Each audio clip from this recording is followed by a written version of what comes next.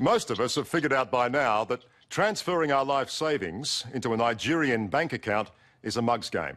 We know there's no royal fortune, no multi-million-dollar return. In fact, no hope of ever seeing our money again. Maybe that's why the men behind those dodgy emails have moved on to scams that are more sophisticated and far more callous. Now they don't just bankrupt their victims, they break their hearts as well.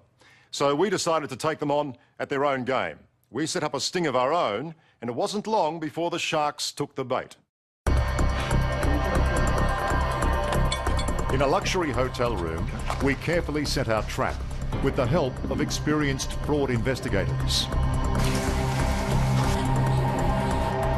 Our targets lurk in the street below. Nigerian conmen awaiting the call from another victim. But this time the call will come from us. And undercover police are ready to pounce. No more mucking around. You want your money, come up, I'll give it to you, you can go. These greedy scammers are slicker than ever. To better hide their tracks, they've spread from Nigeria to become a global pandemic. They're intelligent, they're resourceful, they've got global networks, and let's face it, at this point in time, they're winning the battle. Here in Kuala Lumpur, Malaysia, our chance to strike back. That's when you and the police come in. On behalf of the 10,000 Australians who, despite all the publicity, still hand over a total of $10 million to these shysters every single month. You count?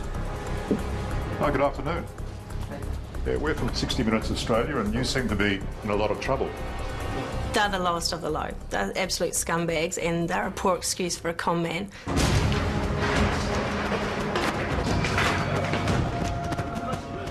When we first exposed Nigerian scammers in Lagos 6 years ago, they ran a simple but lucrative operation, sending dodgy emails around the world requesting money with the lure of a handsome return. Sit down! Sit down! But the swindlers have a new shtick. They've moved onto dating sites, and the cruel hook they use is the promise of love. I suppose he absolutely had me by my heart. This guy was just telling me everything that I wanted to know. He was saying everything he knew you wanted to hear. Everything I wanted to hear, yeah. He was making me feel as if I was worth a person. Rosalie is 53, divorced and terribly lonely. For romance scammers, the perfect mark. Looking for love online, she met Benjamin Walthall, a handsome American businessman working in Malaysia. Ben wooed her for hours at a time. He even sent flowers. Rosalie believed she'd finally found true love. And when the man of her dreams asked for loans to help his business, she happily handed over thousands. $90,000, plus what I still owe in phone calls, and I have a debt of $15,000. You've given away your entire life savings and you're in debt. Yes. But even now, Rosalie clings to the dream that Ben will repay the loans and they'll begin a new life together as he promised. Her brother Neville knows better. The whole family has just been banging the head against the brick wall. Very difficult. At the risk of breaking his sister's heart, Neville has sought professional intervention to expose the truth. Look, Neville's brought us here because we have some serious concerns about the man you've met online and that he's not the person who he claims to be. Julia Robson is a new breed of investigator. She runs Date Screen, conducting background checks for people who've met on dating sites. And business is booming. The golden rule is if you've met them online and they ask for money, it is a scam. Julia has followed Rosalie's money trail to Malaysia and noticed references to a man called Bidami Bakari. Bidami, his name came up on documents that Rosalie was sending via Western Union. His name was written on the documents as collecting it. So straight away we had a suspect in mind. And sure enough, Rosalie's white, middle-aged Lothario, Benjamin Walthall, is a fake.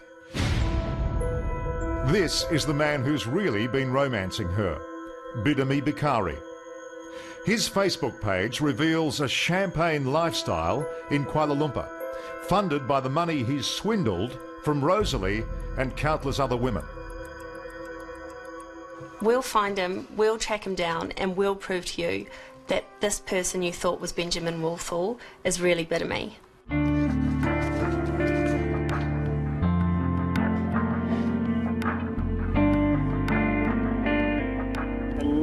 I've been thinking about you a lot.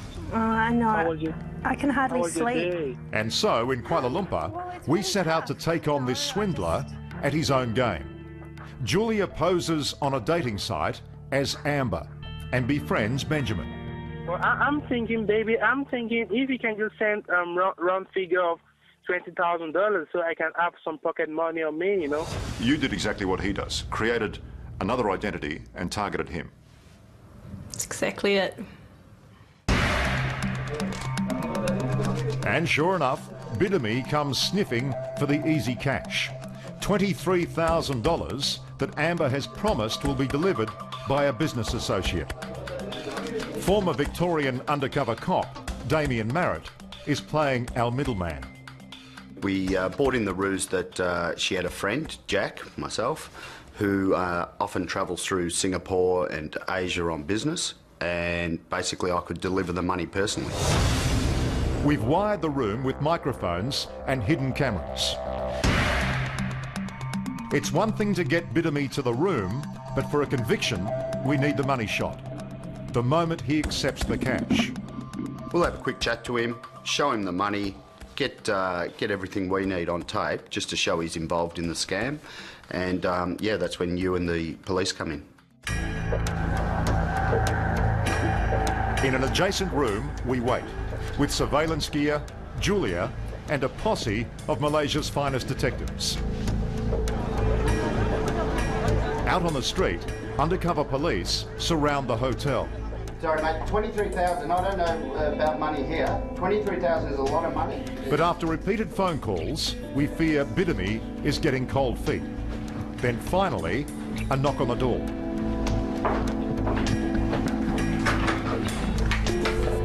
Jack. So, who have I been talking to? Sit down. Hey, sit down.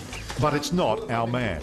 The crafty conman Bidemi has sent a local teenager to collect the cash. See if that is 3.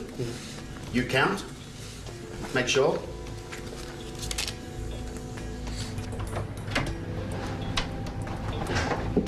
Hi, good afternoon. Yeah, we're from 60 Minutes Australia and you seem to be in a lot of trouble. It's a bust, but not our target. We want Bidemi. Ben, if you want your money, champ, listen, no more mucking around. You want your money, come up, I'll give it to you, you can go.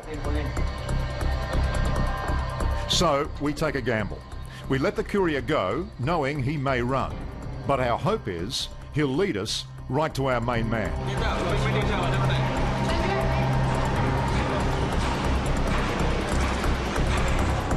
And yes, in the streets around the hotel, the undercover police swoop.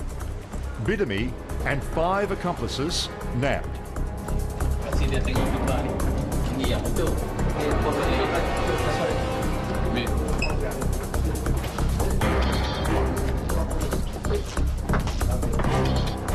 Do you know Rosalie?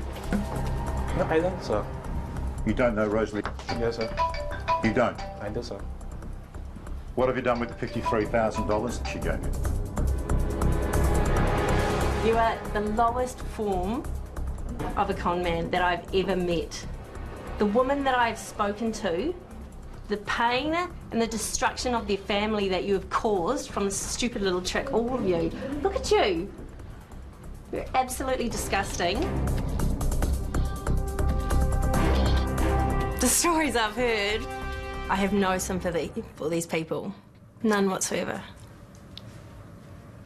She thinks I'm Benjamin. Yes, because you've called yourself Benjamin. Yeah, I know.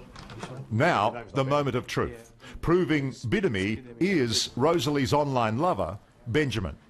And guess whose number we find on his phone? Oh, what a surprise. Hello, is that Rosalie? We're standing in a hotel room in Kuala Lumpur at the moment, and I've got a fellow standing next to me wearing a set of handcuffs who just wants to say a few words. See if you recognise this voice. Can you just talk to him for a moment? Okay, that's Rosalie. Hello? Don't be shy. Tell her what name you've been using now. Benjamin Water. Unbelievably, we found the numbers of another 81 Australian women on Bidemi's mobile. That list is being investigated by Australian authorities. So you're halfway through that list, and so far it's almost 100% strike rate. Yes. On the victims. Yes. He was a busy boy. Well, he was very successful until you people came along. Brian Hayes' job as head of the Queensland Fraud Squad is to catch the scammers.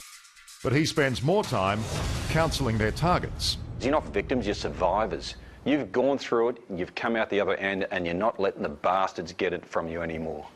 In Brisbane Police Headquarters, a support group for women and men who've been stung by Nigerians. I willingly parted with $300,000. $300,000? $300,000. You get sucked in and you find out when it's too late, when it's cost you money. He talked to me for quite a while, madly in love with me, never seen me before, but madly in love with me, and wanted to make my life good. For these people, it is love. They believe it, they live it, they breathe it, they yearn for it, and to them it's very real, very tangible. She's sending the money to Nigeria. Meanwhile, back at Bidemi's place, we're following the paper trail. Most of those ill-gotten gains are sent straight back to Nigeria into the hands of crime gangs and even terrorist groups. But men like Bidemi cream enough of the profit to keep themselves in the best of bling. Where does a student get $800 for a pair of designer label sneakers? My mum will send me pocket money. Your mum sends you pocket money from Nigeria? Yeah. You got the most generous mother in the world, have you? Gee, $800 for sneakers. There'll be no Louis Vuitton where Bidemi and his fellow conmen are headed. Okay. Malaysian prison and then deportation back to Nigeria.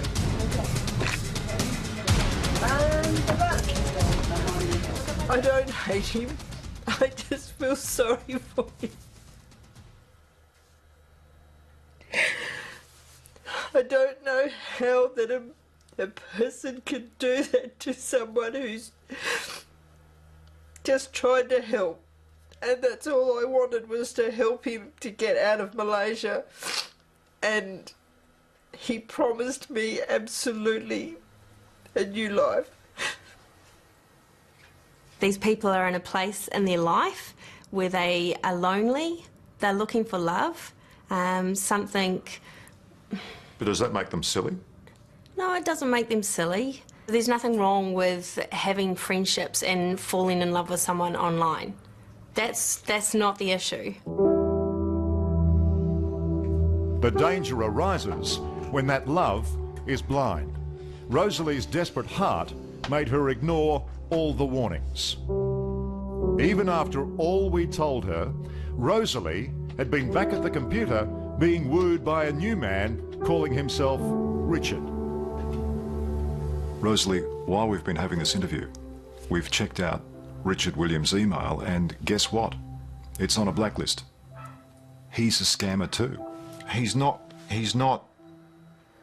who he says he is, and he certainly doesn't love you as he's professing. Really? You've actually checked out that email address as...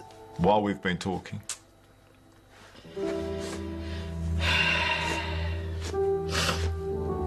Rosalie, please, turn the computer off.